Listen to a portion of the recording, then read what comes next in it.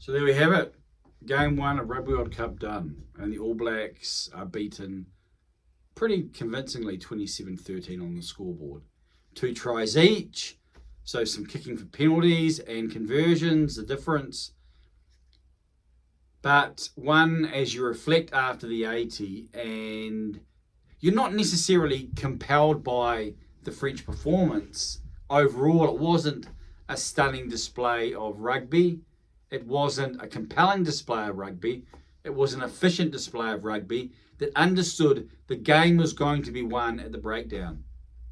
The line out was the scrum. You'd say the French got some pay out of there as well, out of the scrum as well. And I don't necessarily think, I think De Groot knee down clearly in one. I thought the other scrum, I thought the French prop Antonio, fellow Southern man, out of Timaru, and De Groot out of Gore, was able to pull one. I think he pulled back there, and then De Groot goes down, so got the effect, not the cause. However, the French would be happy with those type of phases. But where they really dominated was, I think, the breakdown.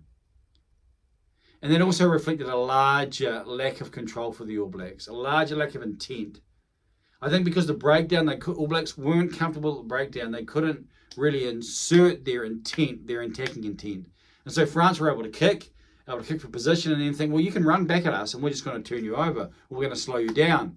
And the All Blacks decided to kick and decided to kick and decided to kick. There was so much kicking. Now, would the All Blacks have kicked as much? I don't know, pick a period in their past. Talk about the All Blacks. You don't kick to them aimlessly.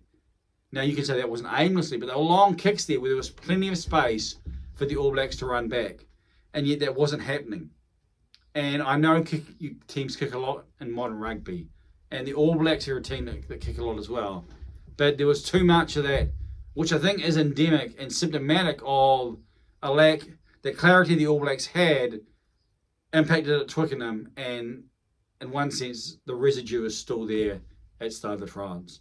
I was concerned, I mentioned in a previous video, just the selections. They came off as like, this isn't the same type of philosophy, or there isn't the same type of ardor and a willingness to say, hey, this is where we're heading. And that result, yeah, but this is where we're heading, and this is who we're heading with.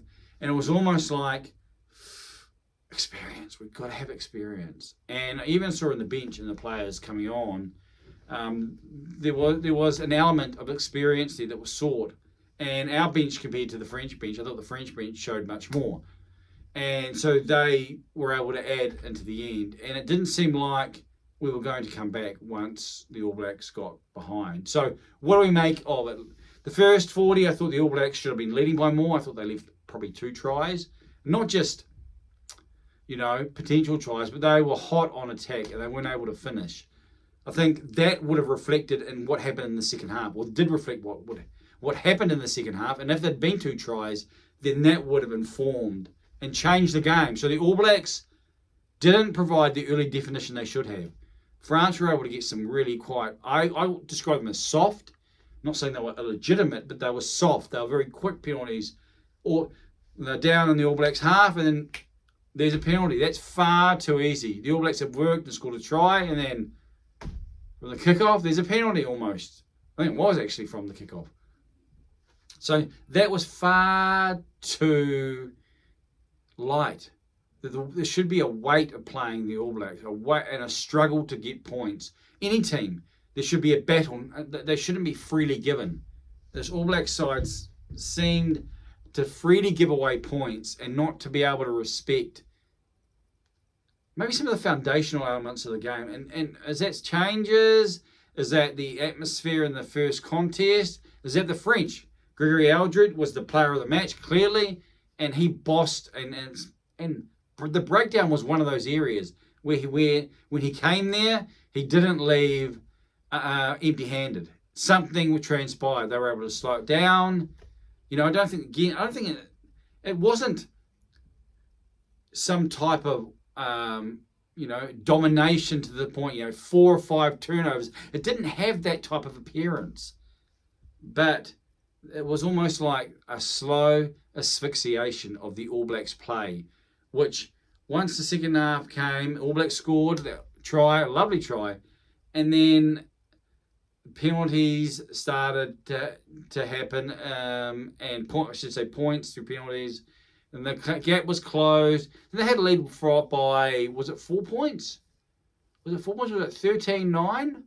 I'm thinking it was 13-9 outside the outside of one score, and that was, I guess you could say, post 9-8 at half time, and then 13-9, and that came back because the French were on attack and they got penalised, and then the All Blacks scored and they needed to, and then the yellow card.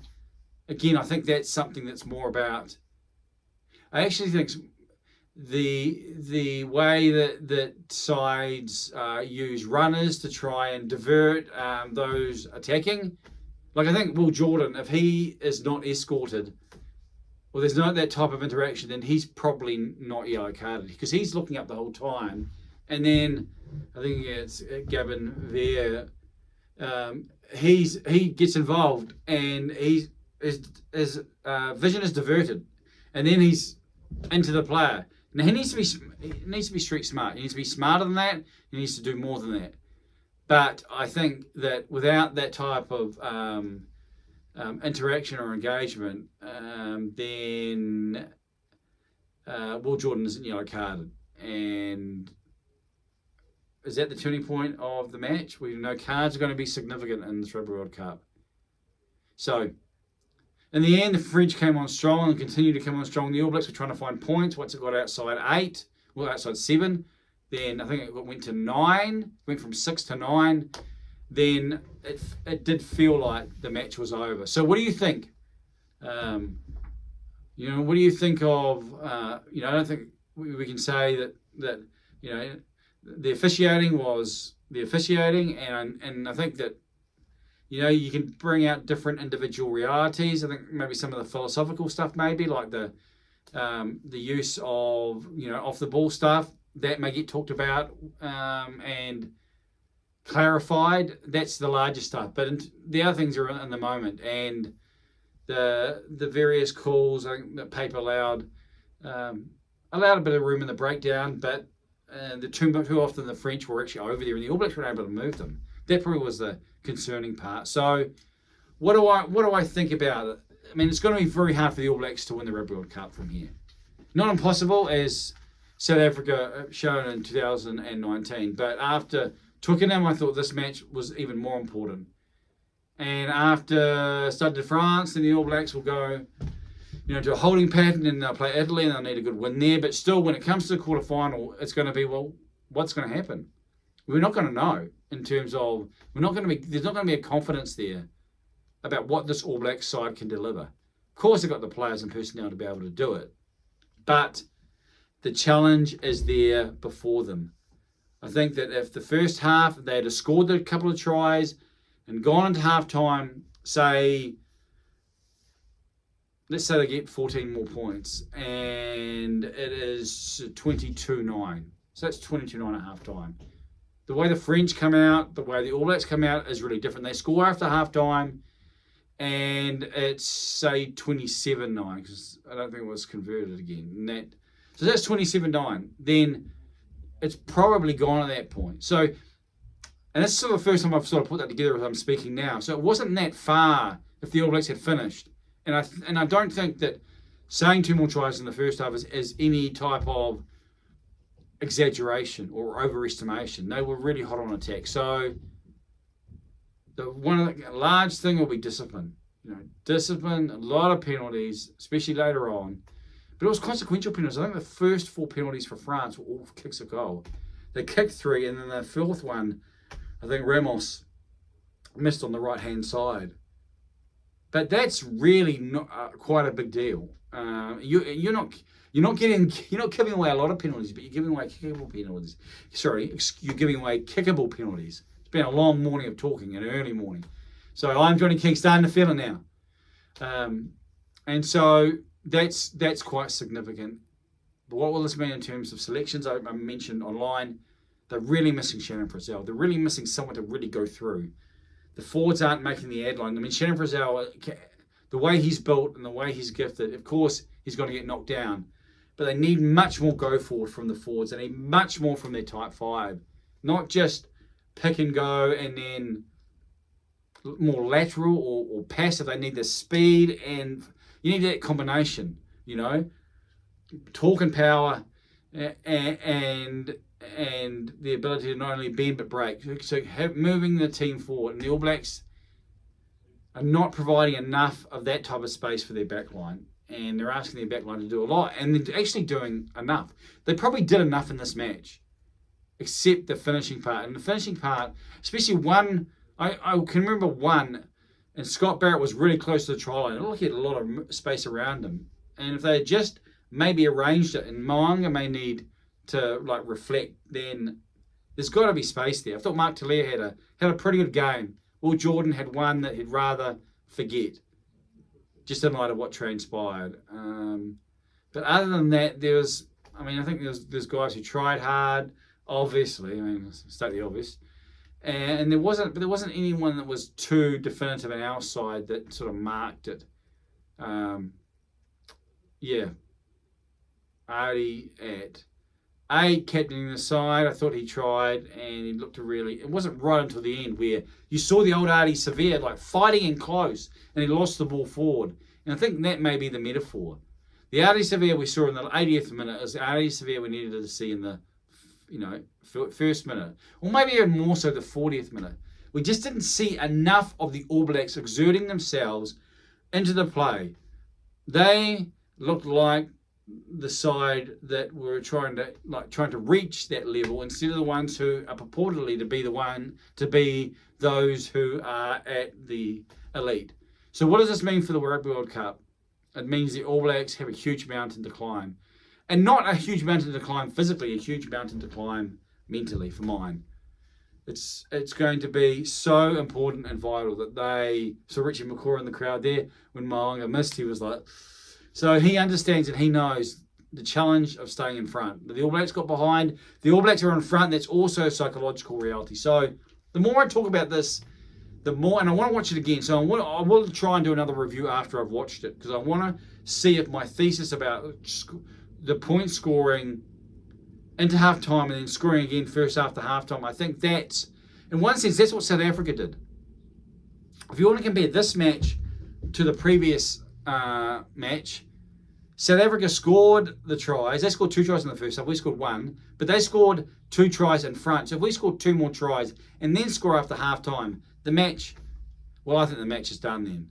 So when they analyse it, when they look at that, they'll probably take great solace from that, because I think they can turn that around. And even as I talk about it now, I'm actually, it doesn't seem so, convoluted or so disconnected or dishevelled in its appearance. Seems like, there is actually more in terms of what the All Blacks have offered than what you can think, especially when you look at the scoreboard and you look at what happened at the end. So, France deserved winners, no doubt. First match, first contest, 27-13. The All Blacks understand that type of loss, but being on the other side of the last World Cup. Will they be the champions in light of South Africa being the champions last time? Most people will say, this is a tougher World Cup, the All Blacks don't have the same draw, and those are all things that are true. So we'll see, but it has certainly been another wake-up call for Ian Foster and his team, and a requirement to get the right men on the ball, on the field, an encouragement to get another number, maybe an encouragement for Sammy Penifee now, instead of Ethan de Groot. Ethan Blackadder. Let's talk about those two. I am a fan of Ethan Blackadder, and I like what he brings.